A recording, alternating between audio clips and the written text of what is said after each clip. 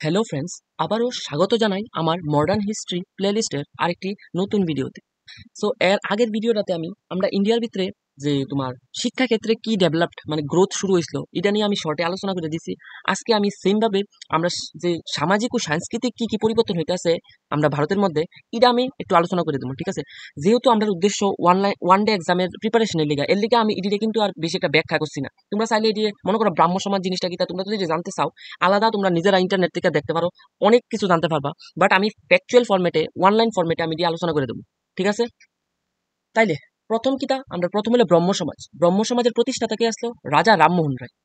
এবার রাজা রামমোহন রায় আরো কিতা করছে তোমার 1814 সালে আত্মীয় সভার গঠন করছে, 1828 সালে ব্রহ্ম সমাজ গঠন করছে এবং 1830 সালে ব্রহ্ম সমাজের শুরু করে, ঠিক আছে?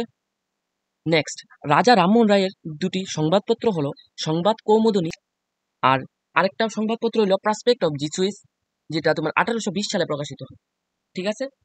তিনি 1817 সালে কলকাতা হিন্দু কলেজ স্থাপন করেন ডেভিড হিয়ারের সহযোগে। এছাড়া 1825 সালে বেদান্ত কলেজ স্থাপন করেন। ব্রহ্ম সমাজের দুইজন প্রধান নেতা ছিলেন দেবেন্দ্রনাথ ঠাকুর, কেশবচন্দ্র সেন।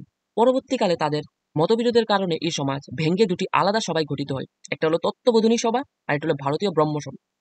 বুঝা গেছে? নেক্সট হলো আমাদের আর্য সমাজ। আর্য সমাজের প্রতিষ্ঠাতা কে আসলো? স্বামী দয়ানন্দ সরস্বতী। তিনি 1875 সালে বম্বেতে এই আর্য সমাজের প্রতিষ্ঠা করেন।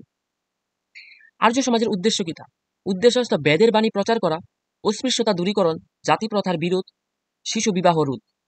তার লেখা বই হলো শতার্থ প্রকাশ। স্বামী দয়ানন্দ সরস্বতী শুদ্ধি আন্দোলনের শুরু করেছিল, ঠিক আছে? নেক্সট হলো রামকৃষ্ণ মিশন। এই রামকৃষ্ণ মিশনের প্রতিষ্ঠাতা ছিলেন স্বামী বিবেকানন্দ। তিনি 1897 সালে এই রামকৃষ্ণ মিশনের প্রতিষ্ঠা করেন। তার বাল্য নাম ছিল নরেন্দ্রনাথ। জন্ম হয়েছে 1863 সালে কলকাতায়। তার জন্মদিন অর্থাৎ 12ই জানুয়ারি ন্যাশনাল ইয়ুথ ডে হিসাবে পালিত হয়। তার পত্রিকা হলো প্রবুদ্ধ ভারত ইংরেজি ভাষায় এবং ব্রহ্মবাদী বাংলা ভাষায়। তার দুটি বই হলো রাজয়োগ এবং কর্ময়োগ। তিনি বেদান্ত সমাজের গঠন করেন নিউ ইয়র্কে, ঠিক আছে? নেক্সট হলো ইয়ং বেঙ্গল মুভমেন্ট। এটা স্টার্ট করছিল হেনরি লুই বিবিলিয়ন ডিরোজিও। তিনি ছিলেন কলকাতা হিন্দু কলেজের শিক্ষক, ঠিক আছে? Next, theosophical society. থিওসফিক্যাল সোসাইটির নিউ ইয়র্কে কে প্রতিষ্ঠা করছিল? Madam HP. ব্লাভস্কি। তিনি নিউ ইয়র্কে এটা প্রতিষ্ঠা করছিলেন। আর যদি বলে যে আমরা ইন্ডিয়ান থিওসফিক্যাল সোসাইটির কে প্রতিষ্ঠাতা, তাহলে আমরা এনি বেসেন্ট, ঠিক আছে? নেক্সট, তিনি 1898 সালে সেন্ট্রাল হিন্দু কলেজ স্থাপন করেন, যার পরবর্তী নাম হয় বেনারস হিন্দু ইউনিভার্সিটি, যেটা স্থাপিত হয় মানে পরিবর্তন হয় তোমার 1916 সালে। তবে তার পৃষ্ঠপোষক ছিলেন মদন মোহন মালভিয়া, ঠিক আছে? নেক্সট হলো বি আর আম্বেদকরের অবদান। তিনি প্রতিষ্ঠা করেন, doctor B R Ambedkar depressed class institution in Bombay 1924 সালে স্থাপন করেন। এছাড়া তিনি সমতা সংঘর 1928 সালে প্রতিষ্ঠা করেন। তারপর তিনি ইন্ডিপেন্ডেন্ট লেবার পার্টির গঠন করেন। নেক্সট, সত্যশোধক সমাজ। সত্যশোধক সমাজের প্রতিষ্ঠাতা ছিলেন জ্যোতিবা ফুলে। তিনি 1873 সালে এই সত্যশোধক সমাজের প্রতিষ্ঠা করেন। এই সমাজের উদ্দেশ্য ছিল যে ব্রাহ্মণদের প্রভাব নিয়ন্ত্রণ। তার বিখ্যাত বই হলো গোলামগিরি আর হলো সার্বজনিক সত্য ধর্ম পুস্তক। নেক্সট হলো দ্য আলিগড় মুভমেন্ট। আলিগড় আন্দোলন শুরু করেছিলেন স্যার সৈয়দ আহমেদ খান। তিনি পাশ্চাত্য শিক্ষার পক্ষপাতী ছিলেন। তিনি সায়েন্টিফিক সোসাইটির প্রতিষ্ঠা করেন 1864 সালে। এছাড়া তিনি আলিগড় স্কুল স্থাপন করেন 1875 সালে, যার পরবর্তীতে হয় আলিগড় মুসলিম বিশ্ববিদ্যালয়।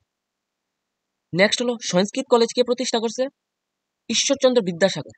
ন্যাশনাল কাউন্সিল অফ এডুকেশনের প্রতিষ্ঠাতা ছিলেন Aurobindo Ghosh. London Indian society কার উদ্যোগে প্রতিষ্ঠিত হয়? Dadabhai Naoroji. Servant of people's society Lala Lajpat রায়, ঠিক আছে? আজকের ভিডিওটা কিন্তু এত কনসেপচুয়াল কিছু আসলো না, মানে আমরা যে সামাজিকভাবে কি কি পরিবর্তন হইতেছিল, কি কি আন্দোলন স্টার্ট হয়েছিল সমাজের সংস্কারের লেগা, এই জিনিসটিকে আমি অনলাইনের ফরম্যাটে আলোচনা করে দিচ্ছি। এটি আজকের ভিডিওটা বেশি তোমরা মনে রাখার জিনিস। আর এটি কিন্তু আমি একদম অল্প অল্প লিখছি, তোমরা চাইলে এটি নেট থেকে সার্চ করে আরো অনেক বিস্তৃতভাবে এটি রামকৃষ্ণ মিশন কিতা, ব্রহ্ম সমাজের উদ্দেশ্য কিতা, যেমন আমি ব্রহ্ম সমাজের উদ্দেশ্য কিছু এত বেশি একটা আলোচনা করছি না। কারণ আমরা যখন one day exam I, one day এক্সামের ভিতরে কিন্তু এমন হয়তো না যে ব্রহ্ম সমাজের যে কয়েকটা বৈশিষ্ট্য লেখো এটার উদ্দেশ্য লেখো, এমন হয়তো না। আইলে আইব এটার প্রতিষ্ঠাতা, আইলে আইব যে এছাড়া তোমার রাজা রামমোহন রায়ের সংবাদপত্র, মানে আমি ইম্পর্টেন্ট ওয়েতে আমি এটা আলোচনা করে দিচ্ছি, ঠিক আছে? তোমরা চাইলে বিস্তৃতভাবে এটা আরো করতে পারো। সো আমরা এখন অব্দি আমরা কিতাব পড়ে লাইছি মোটামুটি। আমরা শেষ করছিলাম তোমার সিপাহী বিদ্রোহ দিয়া, এরপরে আমরা ওই সময় এতদিন তো শুধু যুদ্ধ টুদ্ধ আলোচনা করছিলাম, এছাড়া আমরা যেন ইন্ডিয়ার ভিতরে শিক্ষা ক্ষেত্রে কি ডেভেলপ হয়েছে এটি আলোচনা করছি এর আগের ভিডিওতে। আজকে আবার যে সামাজিক ও সাংস্কৃতিক আন্দোলন কিতা কিতা স্টার্ট হয়েছিল, কিতা কিতা হয়েছিল, কার কার অবদান আসলো, এটা একটু শর্টে আলোচনা করে দিছি। এখন নেক্সট দিকে আবার আমরা আগের টপিকে যাইতেছি গা। যেমন আমি নেক্সট আলোচনা করুম আমরা জাতীয় কংগ্রেস।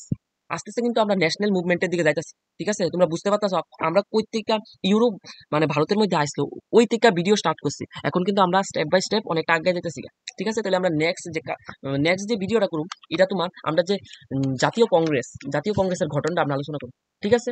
দেখতে থাও, সাপোর্ট করতে থাও। আজকের ভিডিওটা কেমন হচ্ছে এটা অবশ্যই জানাইবা। দেখা হইতেছে পরবর্তী ভিডিও।